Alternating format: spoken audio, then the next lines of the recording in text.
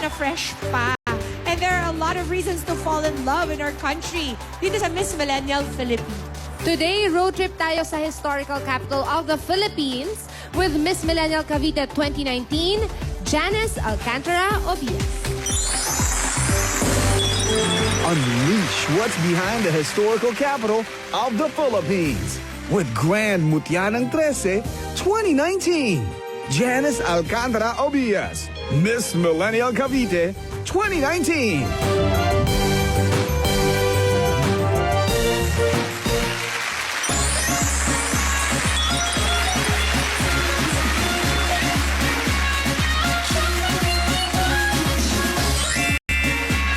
Magandang tanghali, Dapper Cats!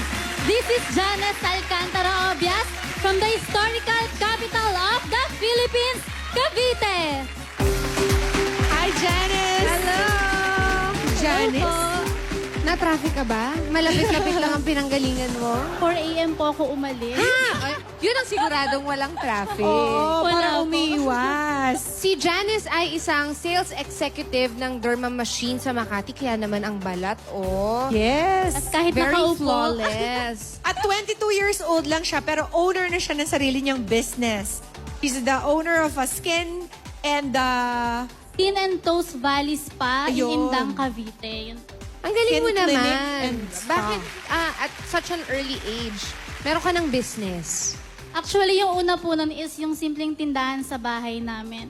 Because before, I'm a working student po. And then, parang inisip ko po yung opportunity sa pag-aaral. Hindi lang porket nag-aaral ka, yun na lang yung pwede mong gawin. Parang nakaka-inspire din yung mga tao nakakapagtapos at napag-aaral yung sarili. So with that po, Magaling. yes. very entrepreneurial Yes. si Janice. At bukod doon, ay nagme-majorette din siya sa mga marching bands. Nagtuturo ng gymnastics. Natutulog ka pa ba? O tell us about the historical capital of the Philippines. Sobrang dami pong historical places po sa Cavite. Tulad po ng Bahay na Tisa, ang kauna-unahang Malacanang ng Pilipinas. But before, noong 2017 po, na-feature na po ni Miss Millennial Cavite, 2017, yung other historical places like the Aguinaldo Shrine. Ayun Okay. po. At ito, magkalinawan lang tayo, mga Dabarkads. Ang Tagaytay po at Corregidor ay mga parte ng Cavite. Ayun, nakakalito kasi, no? Oo, kiniklaim nila yan. Hindi mo alam kung nasa Batangas. Batangas ba siya. Yes po, kasi yung Tagaytay po, 8th District of Cavite. And Oh, then yung okay. Corregidor naman po is sinasabi na part ng Bataan, although malapit po sa Bataan, pero sa jurisdiction po is Cavite. Cavite talaga siya. Sige. Sige, Janice. Marami Itour pa mo na tayong yung dapat alamin sa Cavite. I-tour mo na kami, Janice. Okay, Dabber Cats, bukod sa pwede niyong balikan ng nakaraan, halina't samahan niyo akong tuklasin ang ganda ng aking probinsya, Cavite.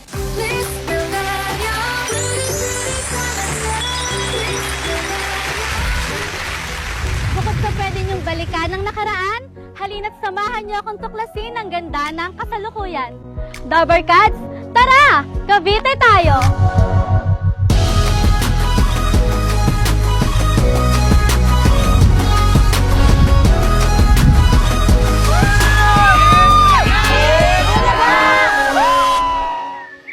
Nandito tayo ngayon sa Buhay Forest, kung saan makikita natin ang agri-ecotourism site ng Cavite! The Nature Adventure! Malapit na natin marating yung tuktok. Konti na lang! So ito guys, sobrang worth it talaga! Hanap niyo ba yung Around the World Tour? Sagot na namin yan! Dahil dito sa Torres Farm and Resort, siguradong #travel goals ka! Isa sa mga dinarayo sa aming probinsya ay ang Bonifacio Shrine kung saan binaril si Andres Bonifacio noong May 10, 1897.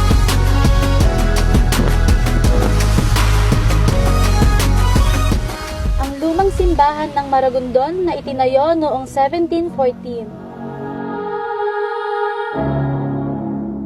Dito sa General Emilio Aguinaldo, sikat ang delicacy natin po. Grabe, ang sarap!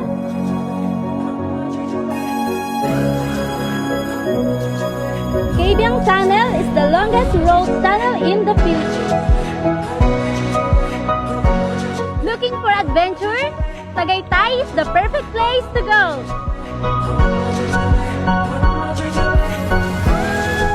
History, nature, and adventure in one place. Tara, Cavite tayo! This is Janice Alcantara Obias, your Miss Millennial Cavite 2019. Marami pa talaga tayo lugar na hindi nakikita sa Cavite. Malapit lang siya pero marami pang hindi pa popular na Pupuntahan. places. Bukod sa Tagaytay, Janice, kung kakausapin mo yung mga foreigner kanina, ano yung mga i-recommend mo sa kanilang puntahan? Siyempre yung Torres Farm and Resort, Oo walang nga, ang visa ganda. all around the world travel ka pa. Ang ganda nga nung view doon, no? Yes. At saka isa pa, one more recommendation. One more, syempre, wag natin kakalimutan pag nakaapa ka ng Cavite ang mga historical places. Yan talaga. Bonifacio Shrine. Yes, Bonifacio Shrine, Bahay na Tisa. At kung gusto nilang mag-tour ng Cavite, saan sila dapat tumawag? Meron po kami mga Facebook page, Cavite Tourism and Cavite Connect. And also, pwede po sa Facebook page ko po kasi magpo-post din naman po ako doon ng mga tourist spots. Ayun, magiging friend ka pa nila. Ikaw na yung official tour guide. Dito tayo sa mga pasalubong, Pasalubong Janice. area. Ano ang top 3 pasalubong Uy. mo? Top 3, Tilbok, syempre. Yung nasa BTR natin. Tumilbok ang Tibok, tibok. Ito, ano siya? And we made of coconut Meron siyang, yes, rice? grated coconut, may galapong with milk. Gusto niyo pong So, matikman? kakanin siya. Yan Mamaya siya si Joey. Tiwali girl, gusto tikman. Ano pa, aside from kapag tumilbok? At ngayon ko lang nalaman, meron pala kayong sariling longganisa. Longganisa. Yes po, longganisang imus. Anong klase ng longganisa siya? Matamis, mabawang, Bawang. pabawang. Uy. Let's try it to believe it. At ang tinapang Salinas, yan ba yun? yes.